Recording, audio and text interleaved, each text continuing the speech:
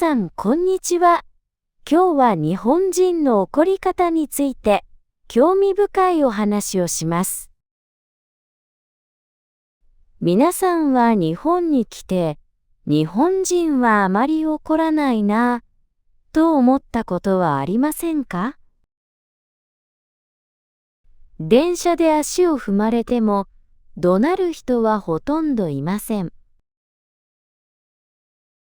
でも、本当に怒っていないのでしょうか？その不思議な理由をこれからお話しします。日本人が怒りとどう向き合い、世界の人々とどう違うのかがわかります。1、外国人が驚く、怒らない日本人。日本に住んでいると、あることに気づきます。日本人は怒りをあまり外に出しません。これは外国から来た人が最も驚くことの一つです。例えば、電車の中で誰かに足を踏まれたとします。多くの国では、痛い、気をつけて、と声を出すかもしれません。でも、日本では黙って目をそらしたり、小さなため息をついたりするだけです。相手を直接怒ることはほとんどありません。レストランで注文を間違えられた時も同じです。すみません、と静かに伝えるのが普通です。本当は怒っていても、柔らかい言葉に変えて伝えるのです。仕事の場面でもそうです。上司に厳しいことを言われても、はい、わかりました、と答える人が多いです。心の中では怒っていても、顔には出しません。家に帰ってからやっと気持ちを出すという人も多いのです。日本人が怒りを表すときは、3つのやり方があると言われています。1つ目は、声のトーンや表情で少しだけ気持ちを見せる方法。2つ目は、ちょっと難しいですね、のように遠回しに伝える方法。3つ目は、怒りを完全に隠して、いつも通りに振る舞う方法です。これには、表示規則という考え方が関係しています。この場面では、この気持ちを見せていいという社会のルールのことです。子供の頃から自然に学ぶもので、国や文化によって違いがあります。日本では怒りを人前で出すことは大人げないと思われます。反対に怒りを抑えられる人は品がある、大人だな、と良い評価をもらえます。ある心理学の実験があります。嫌な映像を一人で見ると、日本人もアメリカ人も同じような嫌な顔をしました。でも、誰かと一緒に見ると、日本人は笑顔になったのです。嫌な気持ちを笑顔で隠したのですね。日本人は怒りを感じていないのではなく、見せないようにしているのです。怒らないのではなく、怒りを見せないのです。この違いはとても大切なポイントです。皆さんの国では、怒りを見せることは普通のことですか？それとも隠しますか？ 2. なぜ日本人は怒りを抑えるのか。日本人はなぜ怒りを抑えるようになったのでしょうか。それには長い歴史があります。まず、仏教の教えがあります。仏教では、怒りは人を苦しめる3つの悪い心の一つです。この3つを三毒と言います。怒りを手放すことが心の安らぎにつながると教えています。座禅という習慣も心を落ち着かせて怒りから離れるための方法の一つです。次に武士の考え方があります。どんなに怒っていても冷静でいることが強い人の証でした。感情に流されることは弱さの表れだと考えられていました。刀を持っていてもむやみに使わない。それが本当の強さだとされていたのです。日本の芸能にもこの考え方があります。世阿弥の秘すれば花という有名な言葉があります。秘すれば花というのは隠すからこそ美しさが生まれるという意味です。気持ちを内に秘めることが日本独特の美しさの考え方なのです。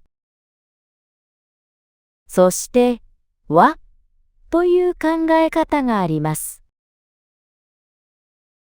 和というのは、みんなが穏やかに仲良くいることです。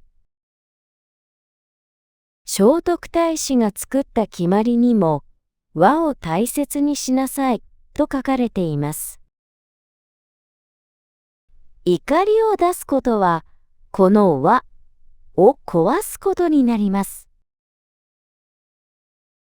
だから日本では自分の気持ちよりも周りとの調和を大切にしてきたのです。面白いことに、怒りを抑える文化は日本だけではありません。北欧の国々には、ヤンテの掟という社会のルールがあります。目立つことや気持ちを大きく出すことは良いと思われていません。日本の和と似ていますが、大きな違いがあります。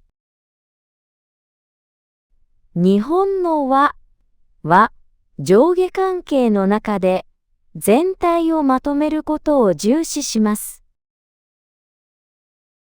一方、北欧のヤンテの掟は、誰も他の人より上ではないという平等の考えが基本です。同じ気持ちを抑える。でも、その理由が違うのは面白いですね。古代ギリシャにもストア主義という似た考え方がありました。怒りを短い狂気と呼び、考える力で怒りを乗り越えることを目指しました。日本の武士の教えと似ていますが、こちらは自分の心を強くするために怒りを抑えます。日本では周りの人のために怒りを抑えるのです。同じ怒りを抑える。でも、目的が違うのですね。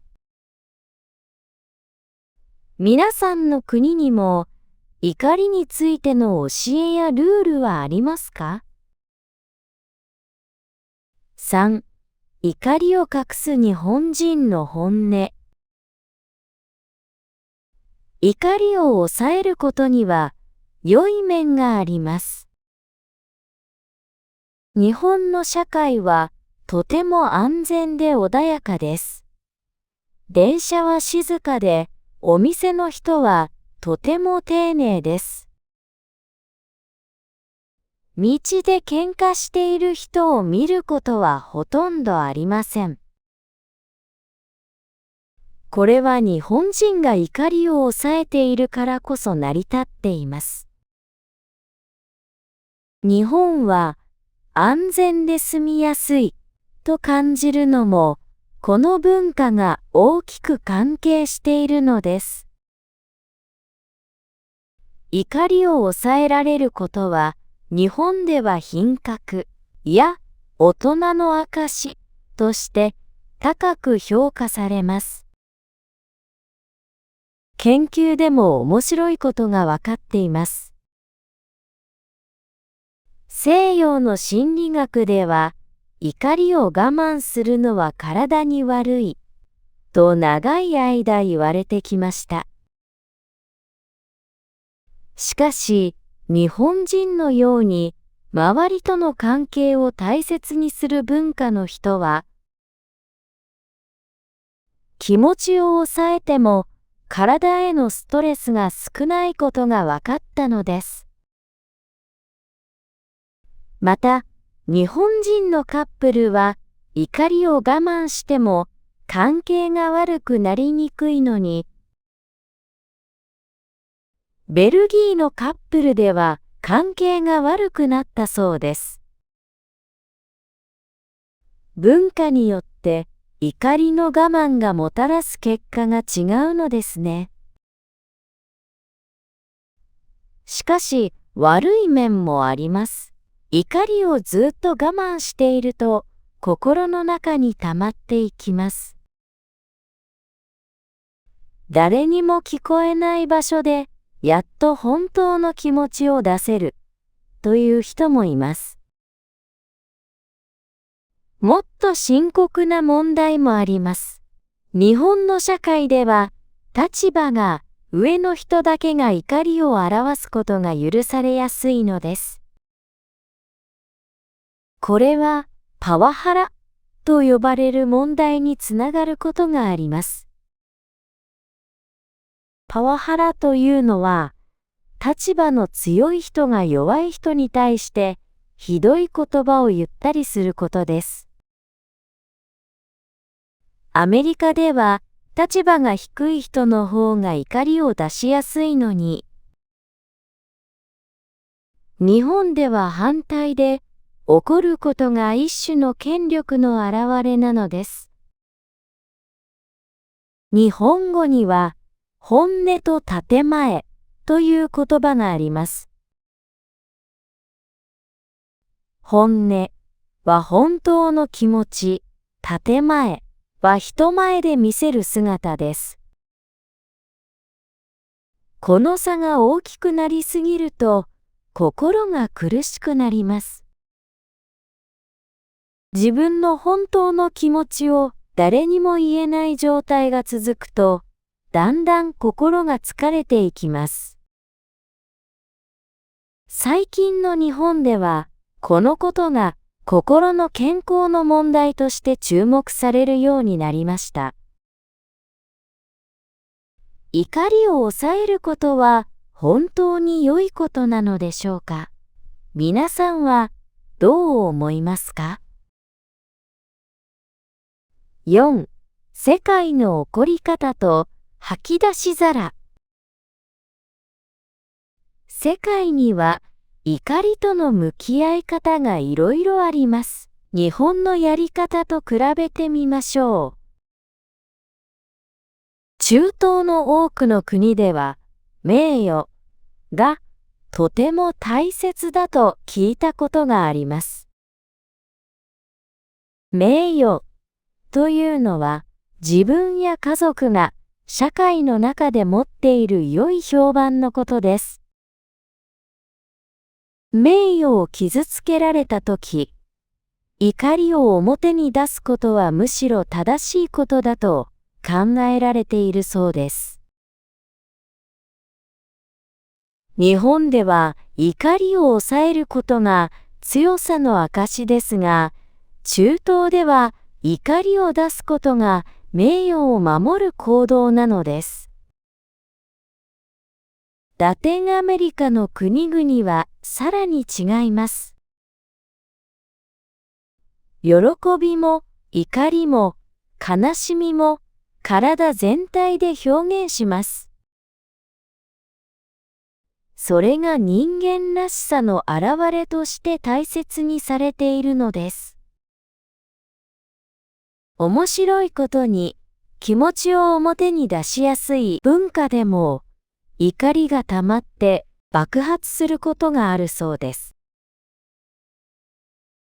日本語の堪忍袋の緒が切れるという言葉と似ていますね。怒りの爆発は文化を超えた人間に共通するものかもしれません。このように見ていくと、怒りの向き合い方には大きく分けて2つのタイプがあります。日本や北欧のように怒りを抑えるタイプと、中東やラテンアメリカのように怒りを外に出すタイプです。どちらが正しいということはありません。さて、日本には面白い怒りの解消法があります。愛知県にある日吉神社では、毎年吐き出し皿というお祭りが行われています。吐き出し皿というのは、怒りや不満を吐き出すためのお皿のことです。お皿に怒りの原因を書いて、地面に思い切り投げて割るのです。名古屋大学の研究チームがこの方法を実験で調べました。怒りを紙に書いて捨てたり破いたりすると、本当に怒りが減ることが分かったのです。反対に、紙を手元に残しておくと、怒りは減りませんでした。書いて手放すことが大切なのです。昔の人の知恵が科学で裏付けられたのですね。皆さんも怒った時にぜひ試してみてください。皆さんの国には怒りを鎮めるユニークな方法はありますか？ 5. 怒りを抑える国が怒りの管理を学ぶわけ。最後に面白い矛盾についてお話しします。日本は怒りを抑える文化です。それなのに今、アンガーマネジメントという怒りの管理を学ぶ人がどんどん増えています。不思議だと思いませんか？アンガーマネジメントはもともと西洋で生まれた考え方です。怒ること自体は悪くない。でも、怒り方には良いやり方と悪いやり方があるという考え方です。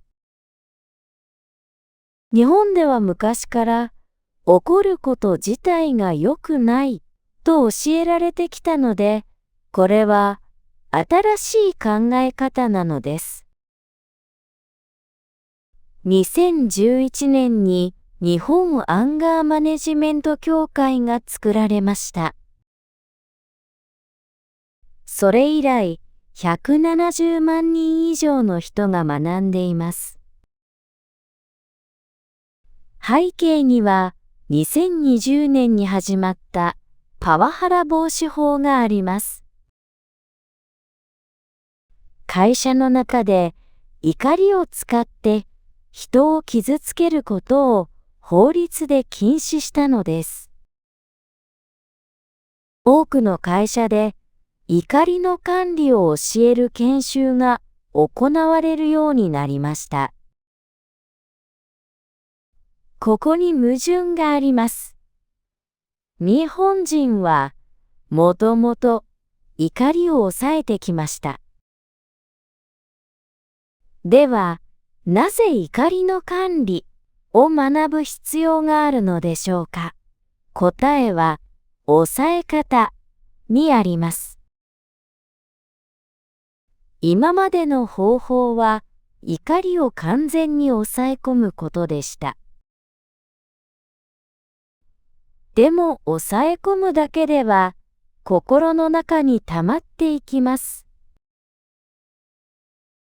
パワハラやネット上での激しい攻撃は、抑え込んだ怒りの表れかもしれません。世代による違いもあります。年配の世代は怒りをぶつけることもありましたが、若い世代は怒りの気持ちが出にくいと言います。しかし、正当な不満を言えないことは、心の健康に悪い影響を与えることがあります。インターネット上では、名前を隠して怒りを爆発させるネット炎上も増えています。炎上というのは、ネット上で多くの人が一斉に怒りのコメントを書き込むことです。顔が見えない場所では、怒りを抑えるルールがうまく働かないのかもしれません。教会はこう言っています。怒ってはいけないのではありません。怒る必要があることには上手に怒りましょう。怒る必要がないことには怒らなくて済むようになりましょう。怒りを完全に隠すから怒りと上手に付き合う。長い歴史の中で作られた怒りを抑える文化が今少しずつ形を変えています。日本は怒りとの新しい関係を作ろうとしているのです。皆さんはどう感じましたか？怒りを抑えることと怒りを上手に表すこと、どちらが大切だと思いますか？ぜひ考えてみてください。お疲れ様でした。最後まで見てくれてありがとうございました。今日の動画はいかがでしたか？動画の感想や意見をぜひコメントで教えてください。また、動画を作る励みになるので、グッドボタンとチャンネル登録、ハイプをよろしくお願いします。それではまた次の動画をお楽しみに。